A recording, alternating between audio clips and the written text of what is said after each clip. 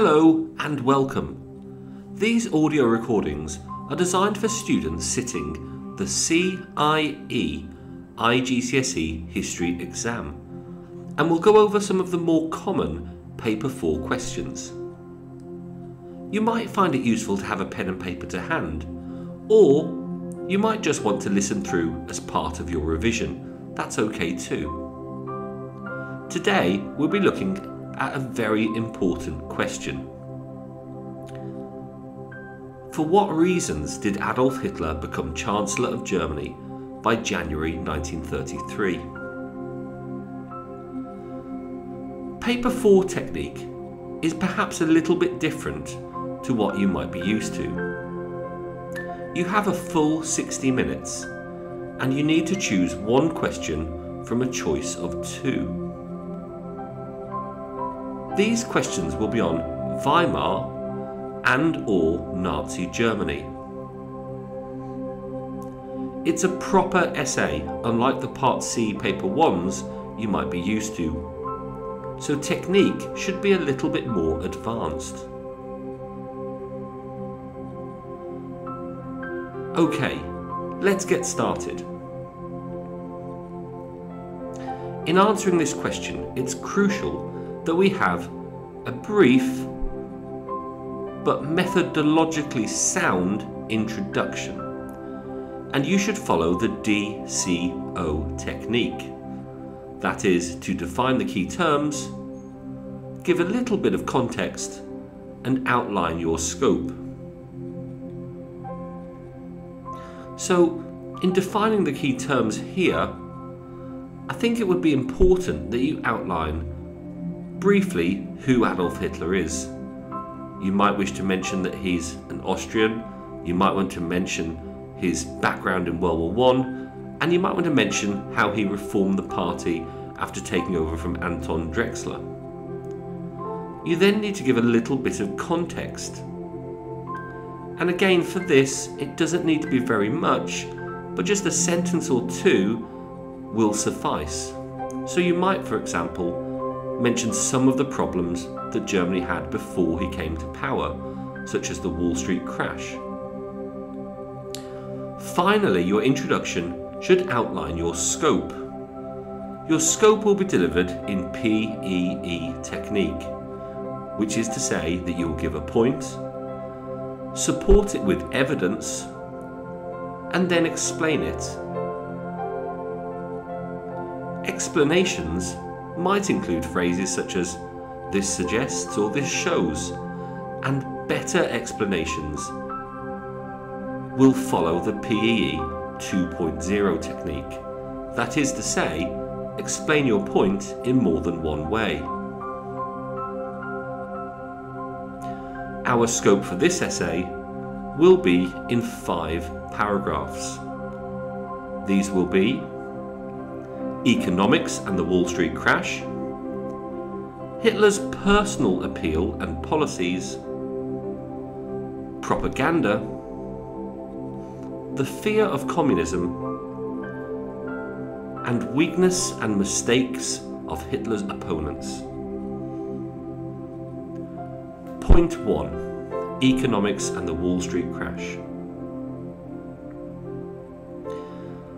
Evidence to support this point include: in 1925, 55%, that's over half, of the SA brown shirts came from the ranks of the unemployed. Party membership was at 100,000 by 1928. However, the Wall Street crash and the ensuing international depression greatly helped the Nazi Party. And in 1932, an eyewitness wrote that vagrants, or poor people, quote, "fill the streets," unquote. In 1928, unemployment stood at 1.4 million, and the Nazis had only 12 seats in the Reichstag. In 1929, 2 million were unemployed. In 1930, 3 million, and 1931, 4 million. But by July 1932, unemployment was approaching 6 million, and the Nazis now had 200 seats in the Reichstag. The average income had fallen between somewhere around the region of 40% between the years of 1929 to 1932, and industrial production had dropped by 50%. Hitler and the Nazis had a simple 25-point programme before 1933, which promised recovery through public works, self-sufficiency or autarky, and a war economy, the Wehrwirtschaft. Now, that's a lot of evidence and you wouldn't need to use it all, but you might want to pick out one or two pieces to support the point that economics and the Wall Street crash were a crucial factor in explaining the rise to power of Adolf Hitler. And when you explain, make sure you say this shows or this suggests. Point 2. Hitler's personal appeal and policies. Evidence to support the fact that this was crucial in him coming to power include, well, Hitler was a great orator or speaker. In 1921, he had replaced Anton Drexler as the leader of the Völkisch group, the DAP. And within 1 year, an American intelligence report was describing him as, quote, the most active political force in Bavaria, unquote. The same report said, quote, his ability to influence a popular assembly is uncanny, unquote. Hitler was anti-Semitic, and he'd outlined his anti-Semitic views as early as 1924 in Mein Kampf, which he wrote in prison in Landsberg jail after the failed Beale Hall putsch. C. Zuckmeyer describes how he would rise, quote, higher and higher in crescendo, and whose fault is it? It's all the fault of the Jews. End quote. This is important because we need to understand that extreme opinions are often more likely to be accepted in extreme times. Hitler would dress as a military leader. And let's not forget he was an Iron Cross recipient in World War I, having been twice wounded and twice decorated in his Bavarian unit. Some people have argued that there was a power vacuum in Germany that had been left behind since the Kaiser had abdicated in November 1918. So you could say that there was a political vortex left behind, and that Hitler was about to fill this, especially after the failures of Weimar pluralism. Only 50 members were in the DAP in 1921, and these included Röhm, Göring and Hess. But by 1929, before the Wall Street crash, it had increased to 100,000 members. And so in explaining this point, you have to argue that despite the importance of economics as outlined in point 1, Hitler's personal appeal and the appeal of his policies to the German people was a crucial factor in explaining his rise to power. Point 3. Propaganda.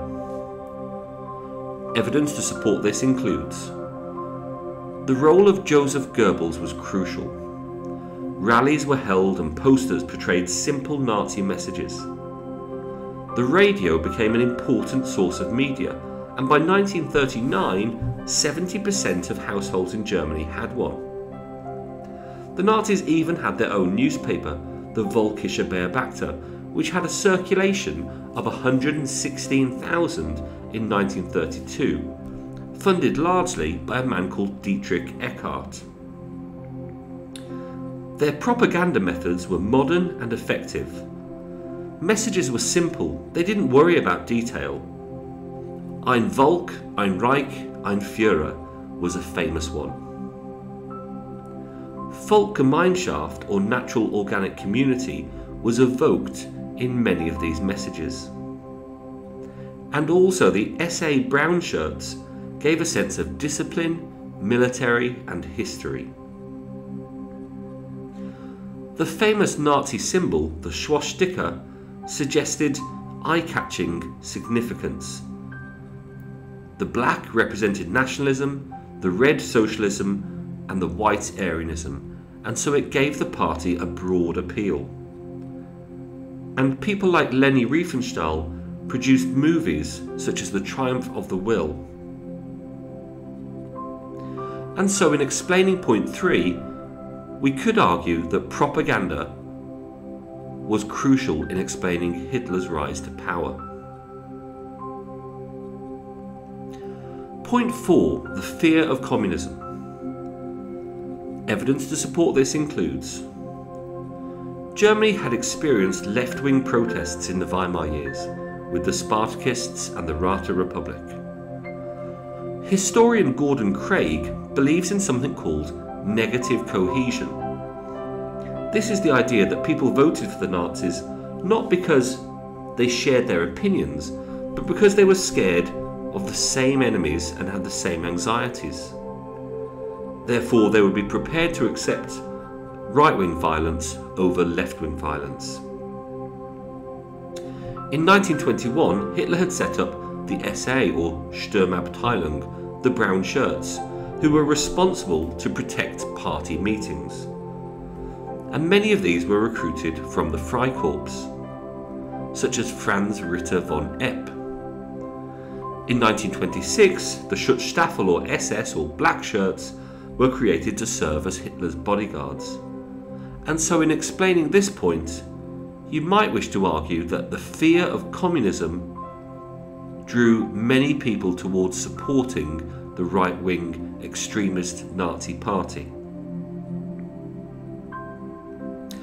Finally, point 5, weakness and mistakes of Hitler's opponents. Evidence for this is plentiful. The SPD, or Socialists, had walked out of Parliament when Brüning tried to pass austerity measures. This meant Hindenburg for the first time used Article 48, and this was a dangerous precedent. The Reichstag actually only met 13 times in 1932, and von Hindenburg was keen on using Article 48 and himself hated democracy. Secondly, the SPD and the Communist Party could have made a united front, which might have kept Hitler out of power. Between them, they would have acquired 37% of the vote in November 1932, which would have been enough to defeat the Nazis, who acquired a mere 33.6%. But they didn't do this. Another mistake by Hitler's opponents could be argued to have been the lenient sentence he had been given after the Munich beer hall putsch. He was only given 5 years in court and served only 9 months, and he used this for publicity purposes as well as to outline his ideology in his written work Mein Kampf, which means My Struggle, in December 1924. So Hitler was appointed as Chancellor on the 30th of January 1933. But even at this point, there were mistakes and weaknesses in his opponents. Hindenburg had decided that the only way to achieve a majority coalition was by offering Hitler the chancellorship, since the Nazi Party was the biggest single party within the Reichstag from the July election of 1932, where they gained 230 seats. But Hindenburg's offer was based on the premise that only 3 out of the 11 cabinet ministers would be Nazis. He believed that the Conservatives could control Hitler to regain parliamentary control. Hindenburg and also von Papen thought they could control Hitler. And so in explaining this point, you have a wealth of evidence that suggests that possibly one of the reasons Hitler came to power were mistakes, political mistakes, made by his opponents.